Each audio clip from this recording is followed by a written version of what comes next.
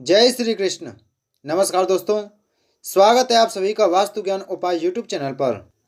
दोस्तों, आज हम आपको इस वीडियो के माध्यम से कार्तिक मास की 23वें अध्याय और 24वें अध्याय की कथा का श्रवण करा रहे हैं। आप सभी भक्तजन इस कथा को श्रद्धा पूर्वक मन लगाकर सुने।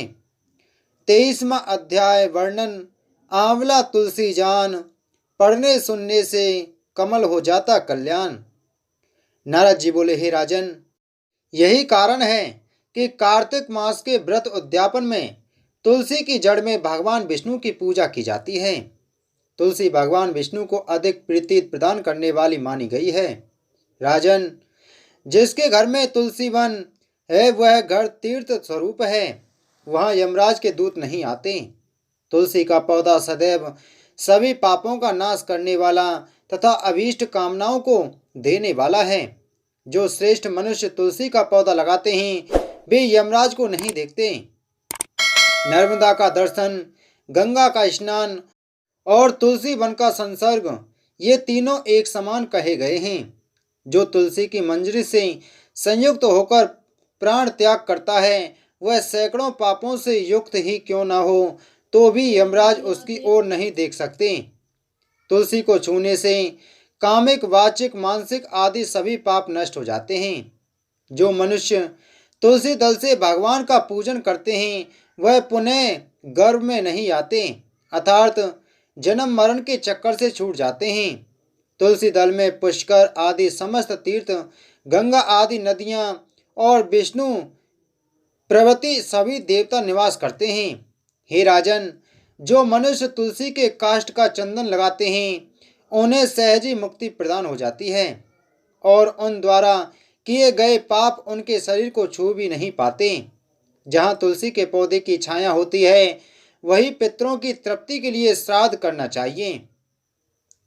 जिसके मुख में, कान में और मस्तक पर तुलसी का पत्ता दिखाई देता है उसके ऊपर यमराज भी दृष्टि नहीं डाल सकते।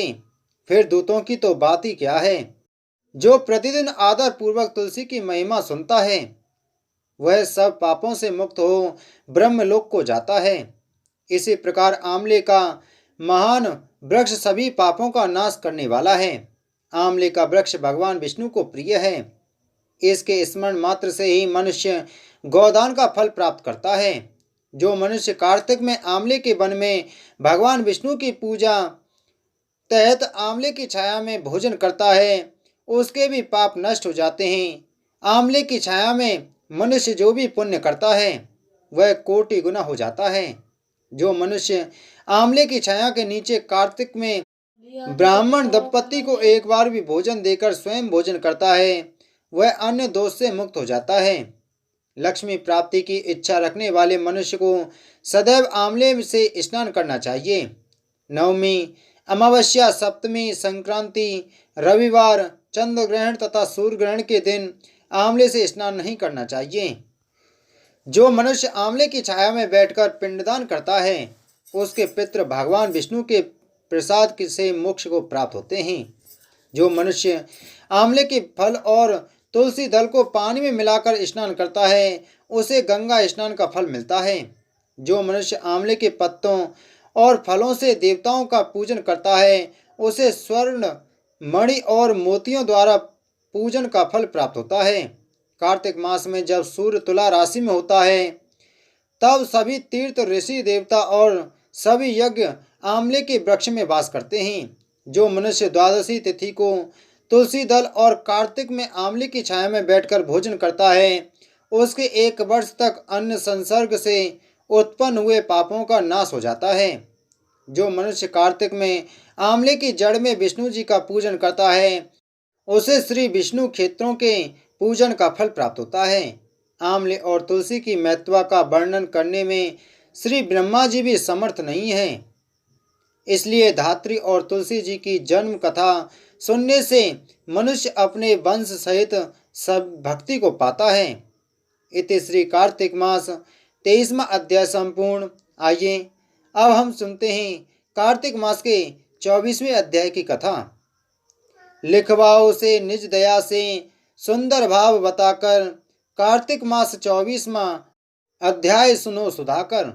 राजा पृथु बोले, हे मुनिश्रेष्ठ, आपने तुलसी के इतिहास, व्रत, महात्म के विषय में कहा। अब आप कृपा कर मुझे यह बताइए कि कार्तिक मास में क्या और भी देवताओं का पूजन होता है? यह भी विस्तार पूर्वक बताइए। नारद जी बोले, पूर्व काल की बात है। शैद पर्वत पर करवीकर में धर्मदत्त नामक विख्यात कोई धर्मज्ञ ब्राह्मण रहते थे। एक दिन कार्तिक मास में भगवान विष्णु के समीप जागरण करने के लिए वे भगवान के मंदिर की ओर चले। उस समय एक पहर रात बाकी थी। भगवान के पूजन की सामग्री साथ लिए जाते हुए ब्राह्मण ने मार्ग में देखा कि एक भयंकर राक्षसी आ रही है। उसका शरीर नंगा और मांस रहित था। उसके बड़े बड़े दांत, लपकती हुई जीभ और लाल नेत्र देखकर ब्राह्मण भय से थर्रा उठे। उनका सारा शरीर कांपने लगा। उन्होंने साहस करके पूजा की सामग्री तथा जल से ही उस राक्षसी के ऊपर प्रहार किया। उन्होंने हरि नाम का स्मरण करके तुलसी दल मिश्रित जल से उसको मारा था, इसलिए उसका सारा पातक नष्ट हो गया। अब उसे अपने पूर्व जन्म के कर्मों के परिणाम स्वरूप प्राप्त हुई दुर्दशा का स्मरण हो आया। उसने ब्राह्मण को दंडवत प्रणाम करके इस प्रकार कहा, ब्राह्मण, मैं पूर्व जन्म में कर्मों के फल से इस दशा को पहुंची हूँ।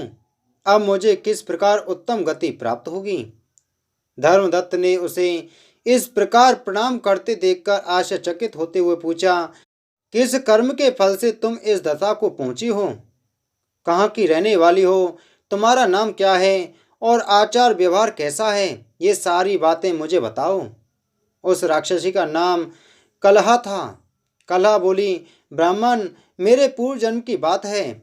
सौराष्ट्र नगर में भिक्षु नामक एक ब्राह्मण रहते थे। मैं उसकी पत्नी थी। मेरा नाम कलहा था और मैं बड़े क्रूर स्वभाव की स्त्री थी। मैंने वचन से भी कभी अपने पति का भला नहीं किया। उन्हें कभी मीठा भोजन नहीं परोसा, सदा अपने स्वामी को धोखा ही देती रही।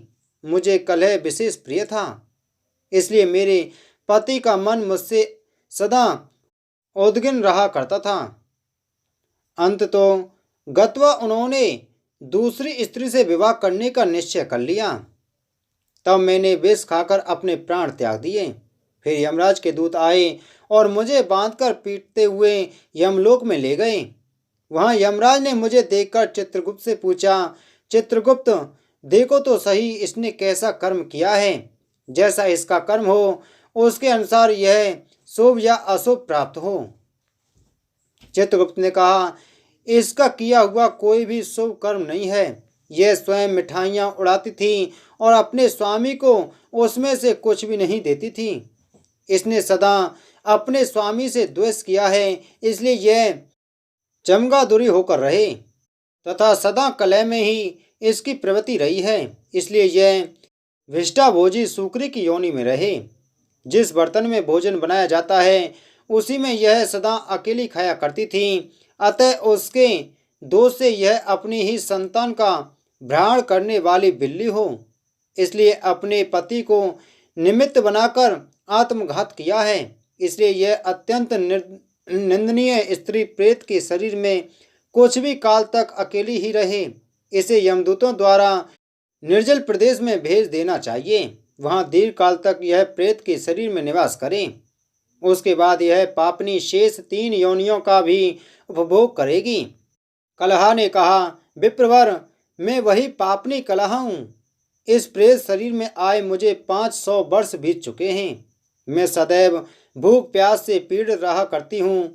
एक बनिए के शरीर में प्रवेश करके मैं इस दक्षिण देश में कृष्णा और बेणी के संगम तक आई हूँ। जो ही संगम तट पर पहुंची त्यों ही भगवान शिव और विष्णु के पार्षदों ने मुझे बलपूर्वक बनिए के शरीर से दूर भगा दिया। तब से मैं भूख का कष्ट सहन करती हुई इधर उधर घूम रही हूँ। इतने में ही आपके ऊपर मेरी दृष्टि पड़ गई। आपके हाथ से तुलसी मिश्रित जल का संसर्ग पाकर मेरे सब पाप नष्ट हो गए हैं। द्विजश्रेष्ठ, अब आप ही कोई उपाय कीजिए। बताइए, मेरे इस शरीर से और भविष्य में होने वाली भयंकर 3 योनियों से किस प्रकार मुक्त होंगी। कलह का यह वचन सुनकर धर्मदत्त उसके पिछले कर्मों और वर्तमान अवस्था को देखकर बहुत दुखी हुआ। फिर उसने बहुत सोच विचार करने के बाद कहा, इति श्री कार्तिक मास 24वां अध्याय संपूर्ण। बोलो विष्णु भगवान की जय। दोस्तों, वीडियो को ज़्यादा से ज़्यादा शेयर करें और चैनल को सब्सक्राइब करें।